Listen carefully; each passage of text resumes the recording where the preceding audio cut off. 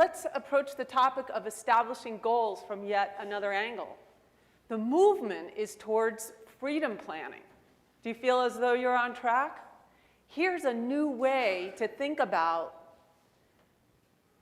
financial planning within the framework of a lifestyle by deliberate design, the communication of financial planning.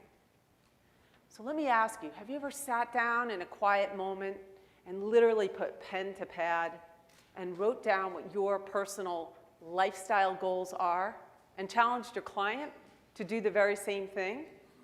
I'm not talking about how many dollars you have in your account and wrapping your life around that. I'm talking about the other way around. Is your mission conditioned, or is it coming from an unconditioned place? Let's dive a little deeper and define what I mean when I say conditioned versus unconditioned. Conditioning are all the things that we deem to be sensible, proper, and correct. They're all the things that we grow up learning in society from our families, our peers, institutions, commercials, politics, the entire gamut. For example, success is often defined by many middle and upper class families as graduating from a fine university and getting a well-paying job. Now, I'm not saying that there's anything wrong with that, of course. I'm not proclamating one way or the other. I'm just saying, do we wonder about our choices? The entire world operates predominantly on a conditioned premise. It's only a select few that operate from that unconditional place where dreams and passions flow effortlessly, where ideas transform into ingenuity and technology. Examples are Einstein, Thomas Edison, Steve Jobs in one aspect of his life, and there are countless others. But it's that all-knowing place that intuitively knows what the next right thing is. And we all have that treasure chest. We all have that place deep inside of us, that intuitive voice that knows exactly what the next right thing is. So when that voice speaks to us and you listen to it, does it expand? Of course it does. Anything you give your attention to will expand. So if that voice told you on any particular day that you had an important business meeting not to go to work, would you even hear it? Would you dismiss it as ridiculous? Would you hear it but go on with your day as you routinely do? Or would you follow its guidance? There's a metamorphosis that is occurring, and the face of business is changing. More and more people are accessing that unconditional space. And its source is the right brain. The right brain is your link to your inspiration, your imagination, your intuition, your abundance, prosperity, freedom, states of well-being. And it's all there for the taking. Your left brain is simply a resource for implementation. But are we collectively and individually taking more direction from our left brain, which is linear and practical and logical and judgmental and critical thinking, or are we following the energy of holistic thinking in our endeavors? Many decades ago, when I was a young woman, I worked on Wall Street, and I enjoyed a very, very nice lifestyle and a sizable living. Yet my right brain kept calling me, telling me it's time to leave Wall Street and go back to school and become a therapist. I knew intuitively it was the next right thing. But my left brain had quite a bit to say about it. What? Go from 6 figures to no figures in no time flat?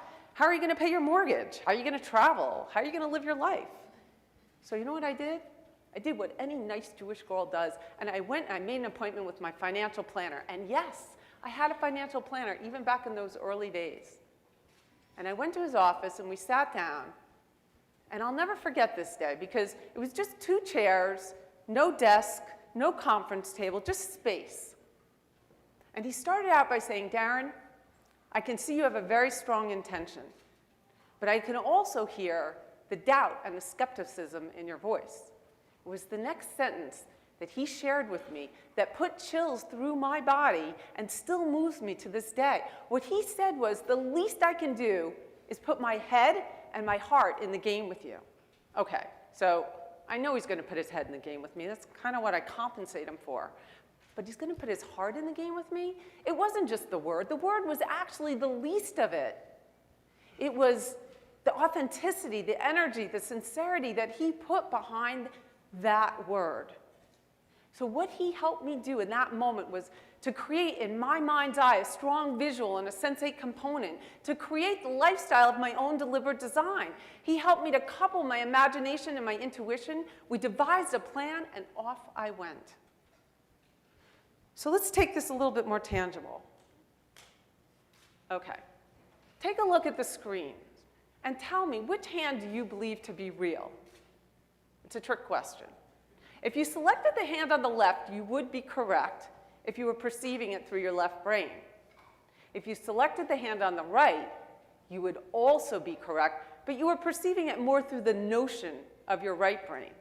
The hand on the right was taken with Kirlian photography, and Kirlian photography can actually capture the energetic essence, the frequency, the vibration around a physical object. So what it's saying is that energy in its densest form is physical matter. That matter is simply vibration perceived. It goes on to say that our thoughts are energy, our feelings are energy, our ideas, our beliefs, our experiences are all energy. So we are communicating. We are expressing ourselves with or without our awareness. So what are we creating? We'll get to that.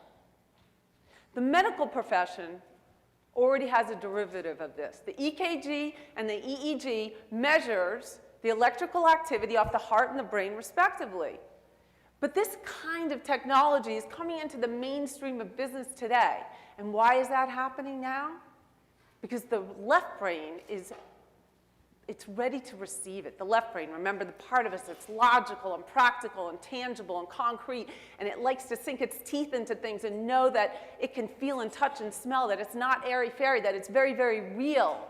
So this technology sends a soothing argument to the left brain so it can be convinced and it can subside. So we can access that unconditional space, that place where all our ideas and our abundance reside.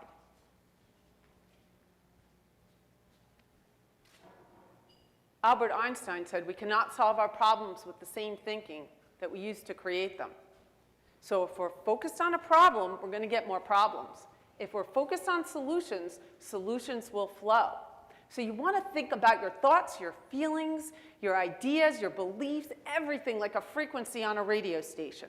If you're tuned into classic rock, you cannot hear country music.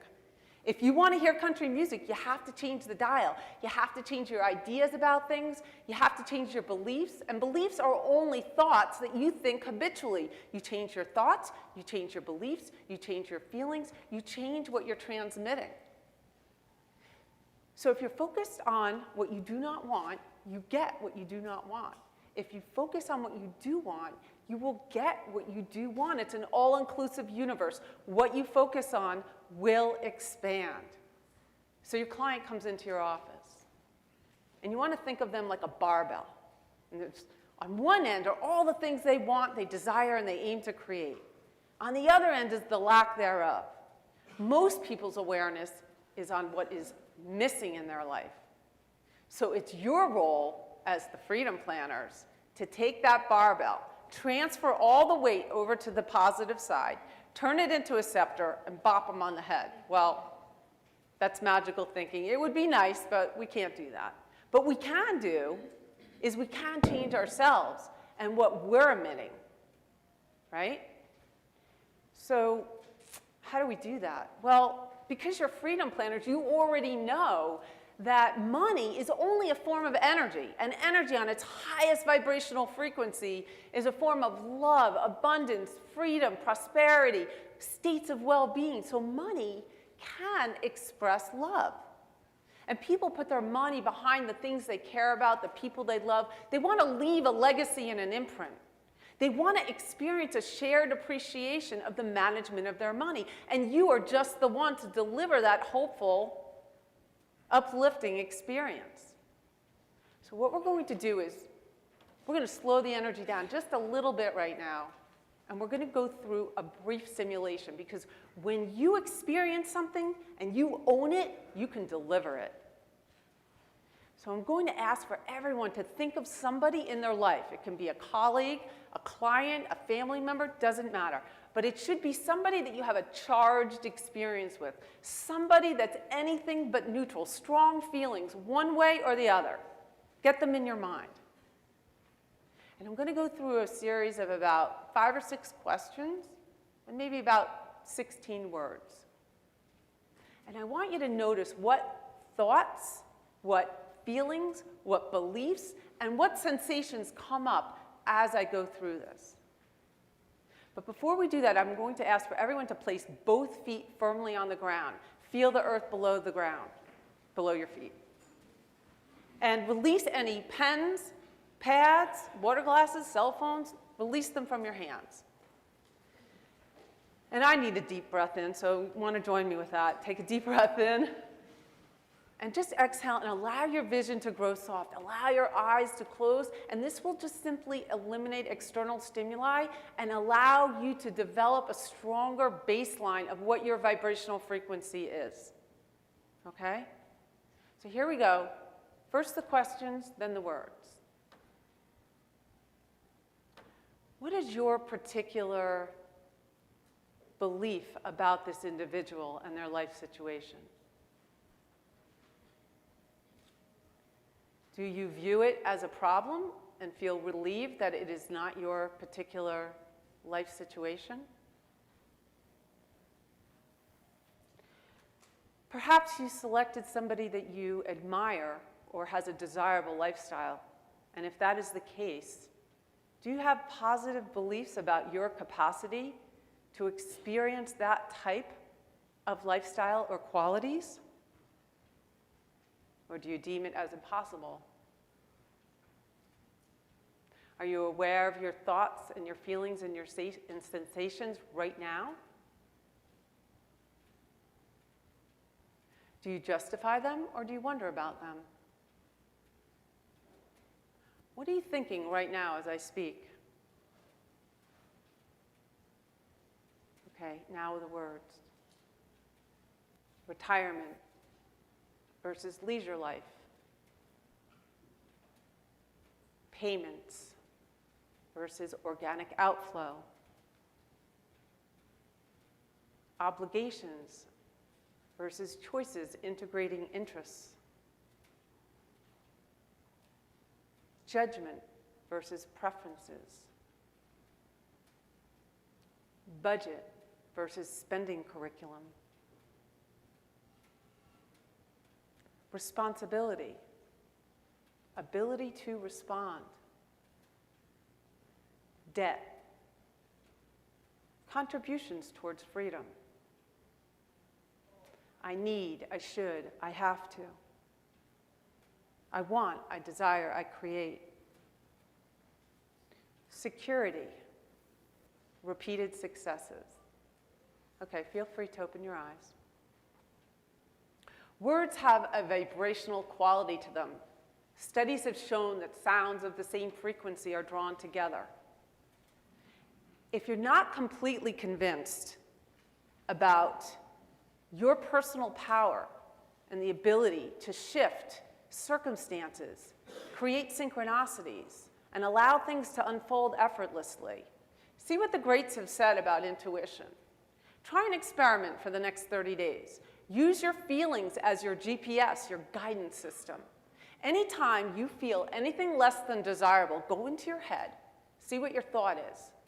Reach for a better feeling thought. It has to be authentic. The universe responds to your vibration, not what you're saying. And inch your way to a better feeling place. Watch how things shift. And know that in less than 5 years, when we reach 2020, 2020, clear vision, there will be more emphasis on pure positive energy, more entrepreneurs collaborating in co-creation, less corporate competition, more decisions made circularly and holistically rather than hierarchically, less focus on commiseration and more on solutions. And you are just the front runners, the leading edge creators, and the freedom planners to take us to that next level. Thank you very much.